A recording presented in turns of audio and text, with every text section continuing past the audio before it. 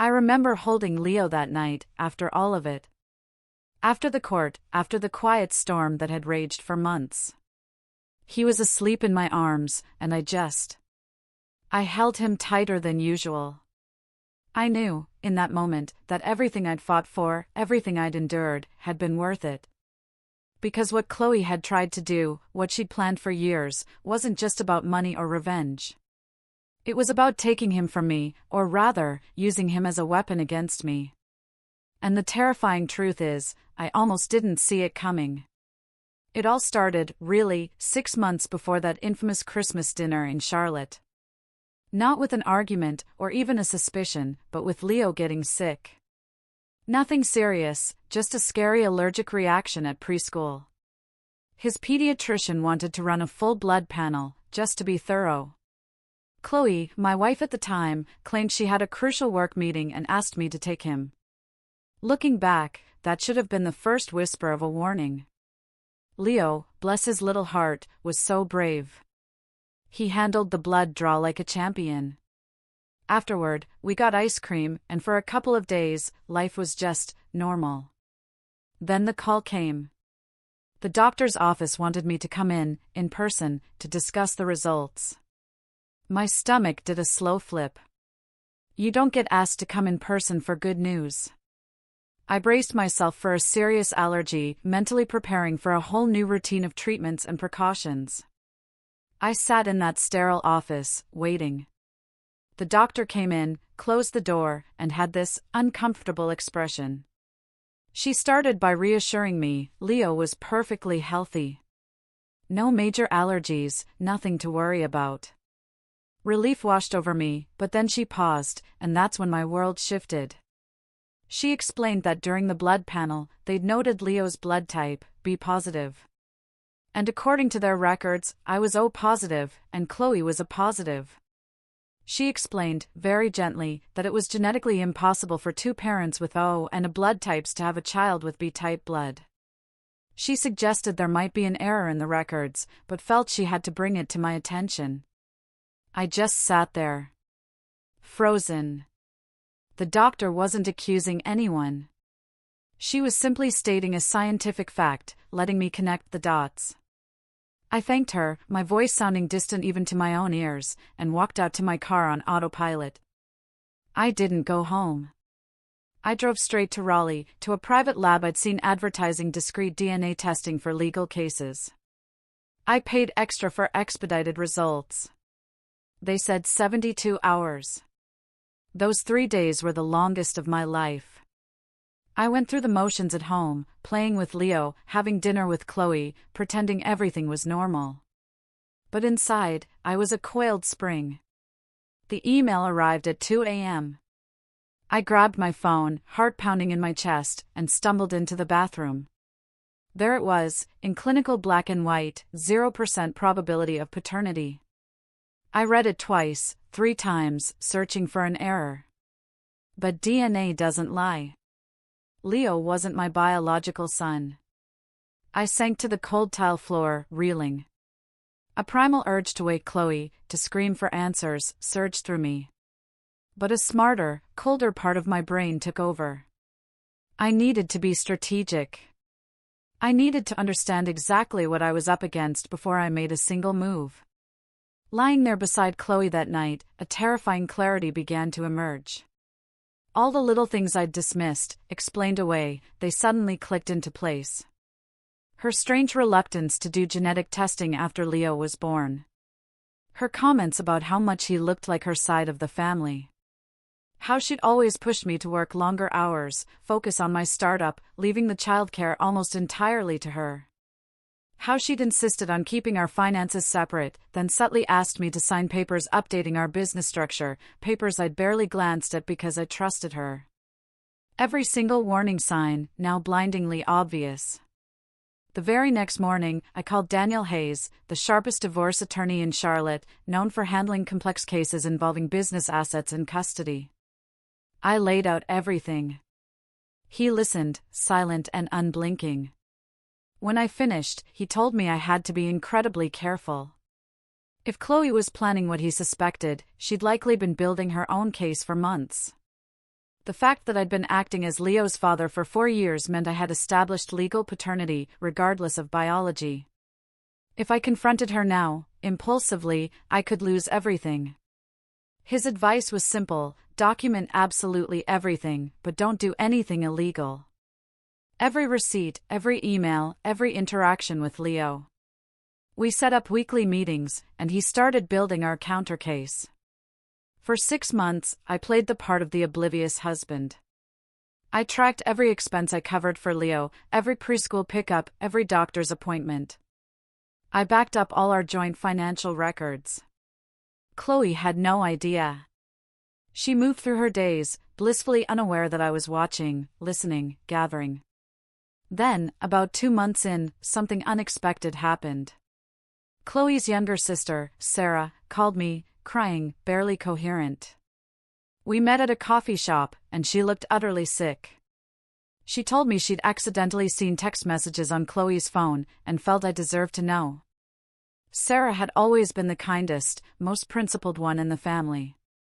She showed me screenshots, messages between Chloe and Ethan, my business partner and supposed best friend, going back years.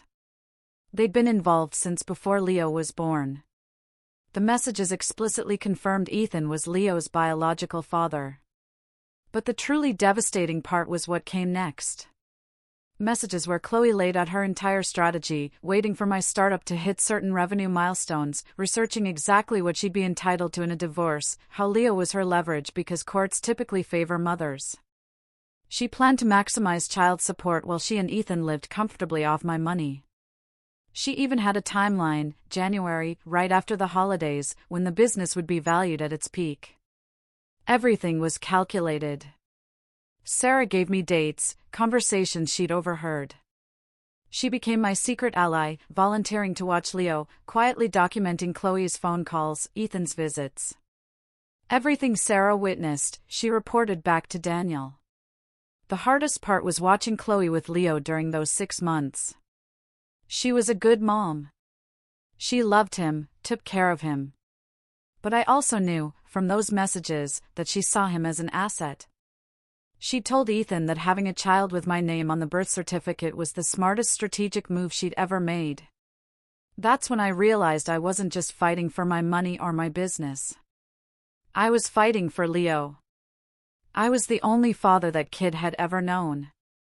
I'd been there for his first steps, his first words, every nightmare, every triumph. And I wasn't about to let her use him as a bargaining chip.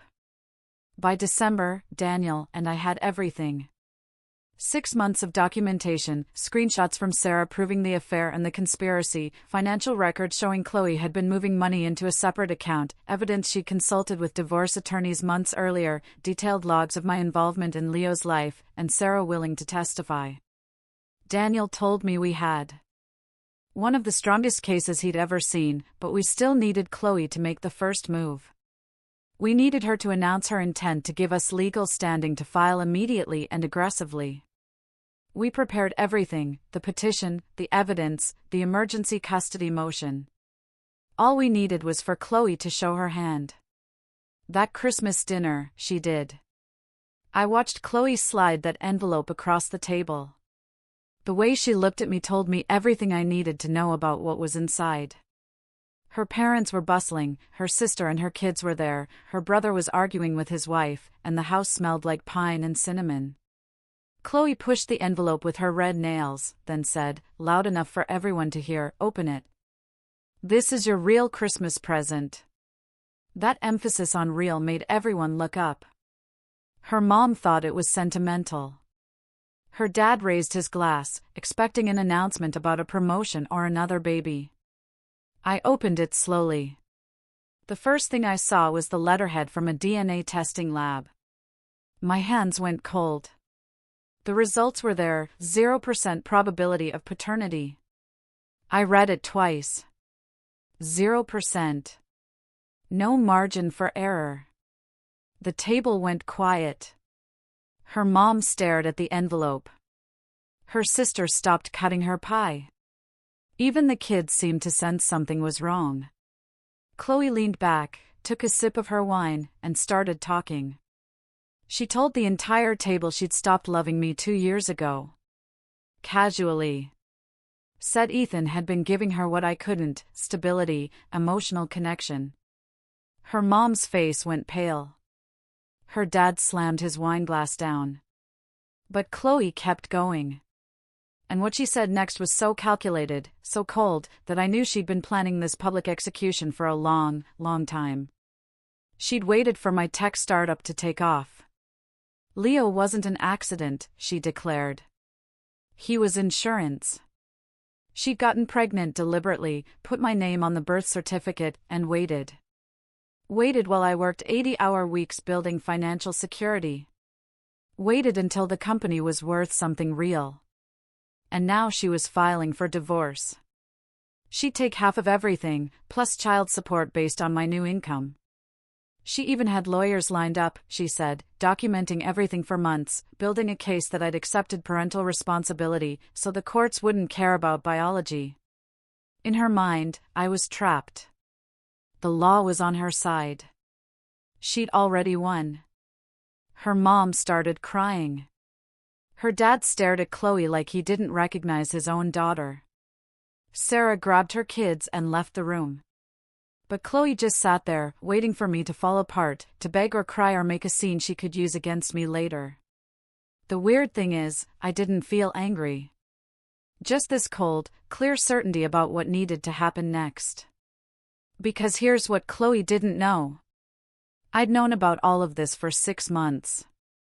Every detail of her plan, every move she thought she was making in secret.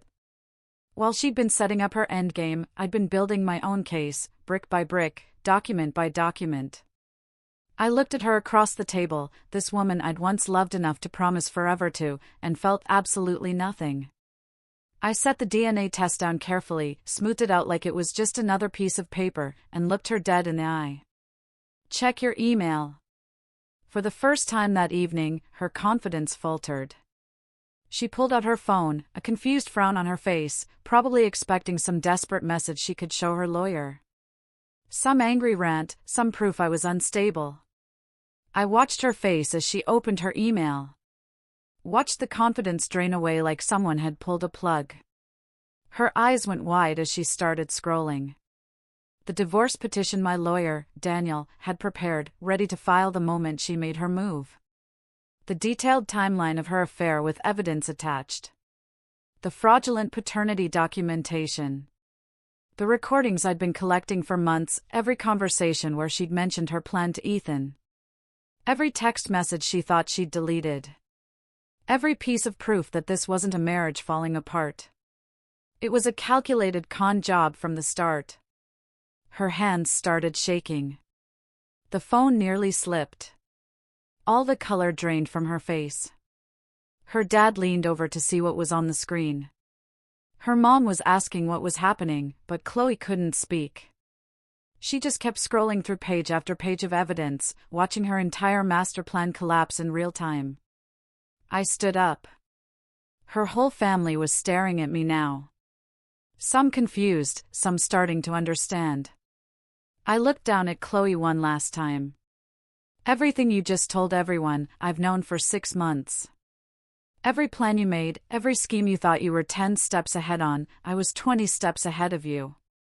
And the second you announced your intent to file for divorce in front of witnesses, you gave me exactly what I needed to beat you to the courthouse. I walked out of that house, leaving her sitting there at her parents' Christmas table, surrounded by the family she'd just humiliated herself in front of, staring at her phone as her carefully constructed scheme fell apart. I got in the rental car I'd already booked, drove to the hotel, and called Daniel. He was waiting for my signal. Within an hour, he'd filed everything electronically: the petition, the evidence, the emergency motion for temporary custody. By the time Chloe woke up the next morning, the legal machinery was already in motion. Chloe had made one critical miscalculation. She'd assumed I'd be too devastated to think straight, too heartbroken to fight back, too stupid to see what was happening until it was too late. She'd spent years underestimating me, treating me like I was just a wallet with legs. And that underestimation was going to cost her everything. The temporary custody hearing was set for 2 weeks after New Year's. Chloe showed up looking like she'd aged 10 years. Her lawyer was one of those guys who charges $500 an hour to look intimidating, but I could see the concern on his face the moment Daniel started presenting our case. The judge was Eleanor Vance, known for having zero tolerance for parental manipulation. Daniel had specifically requested her courtroom. She sat there, reading glasses perched on her nose, going through our documents, and her expression got darker with every page. Chloe's lawyer tried to start with the standard maternal bond approach, talking about established routines and how disruptive it would be for Leo to change his living situation. Judge Vance held up a hand and cut him off. She asked if he'd actually reviewed all the evidence. He stumbled, mumbling about needing more time. The judge's expression made it clear what she thought of that. Then Daniel stood up and walked the court through our case. He started with the blood test that triggered my concerns, then the DNA results proving Leo wasn't biologically mine. He showed the timeline of the affair documented through Sarah's testimony and evidence going back 5 years.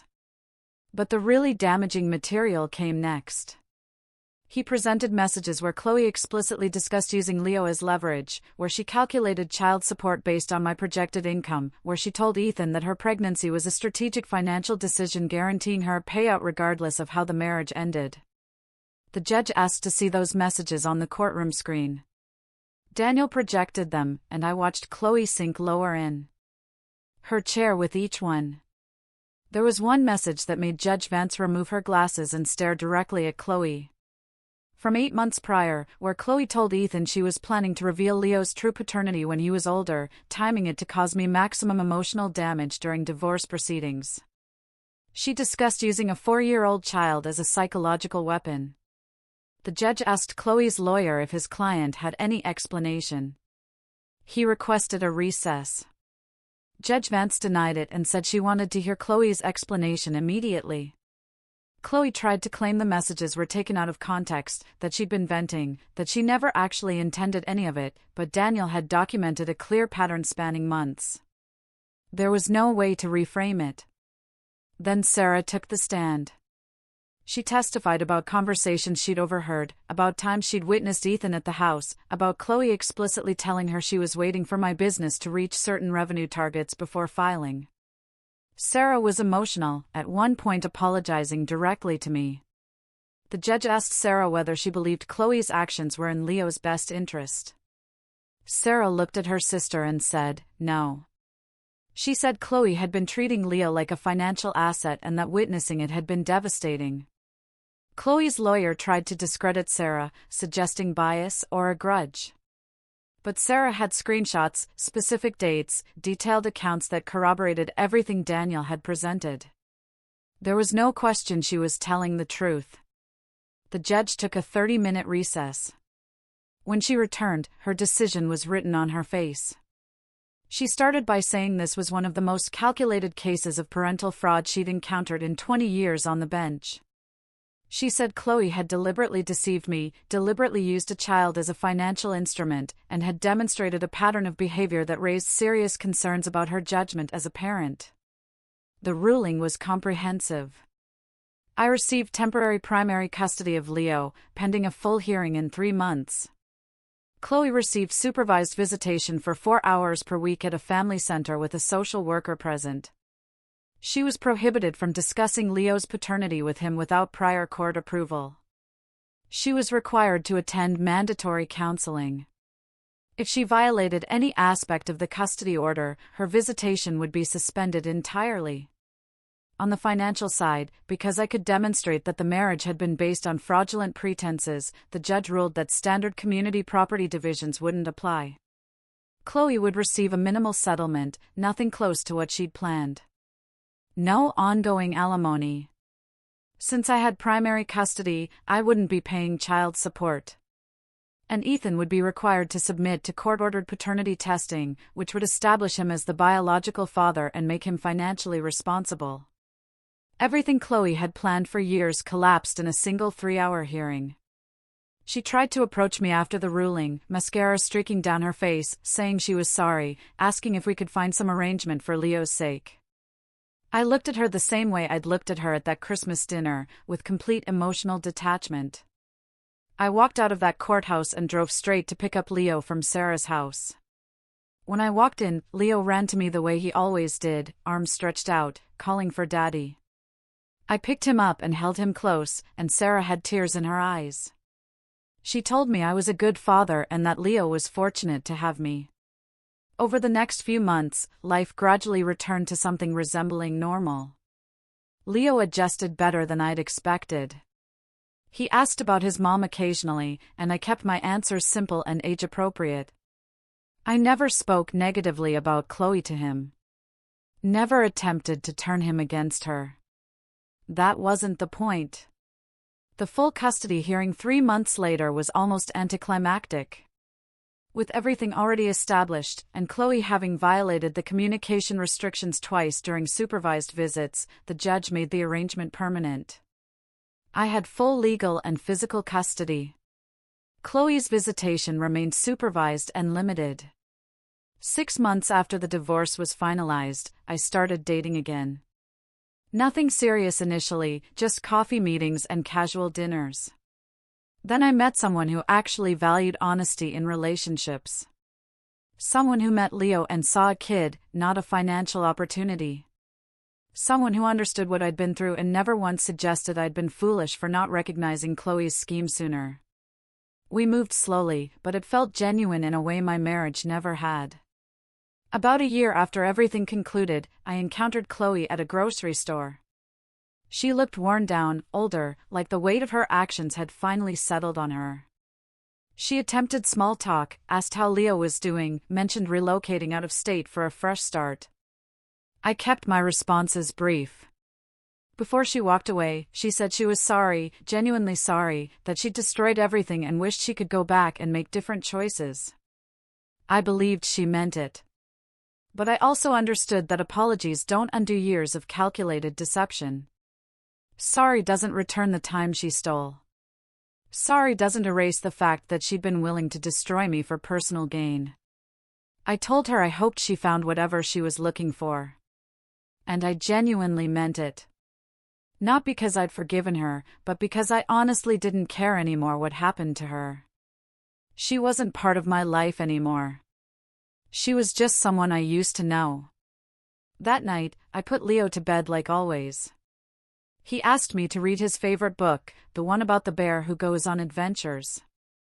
Halfway through, he fell asleep with his hand holding mine. I sat there watching him breathe peacefully, thinking about how close I'd come to losing him. And I realized that Chloe had been right about one thing. Leo was the most important thing in my life. She'd just been completely wrong about how far I'd go to protect him. What do you think was the biggest mistake Chloe made?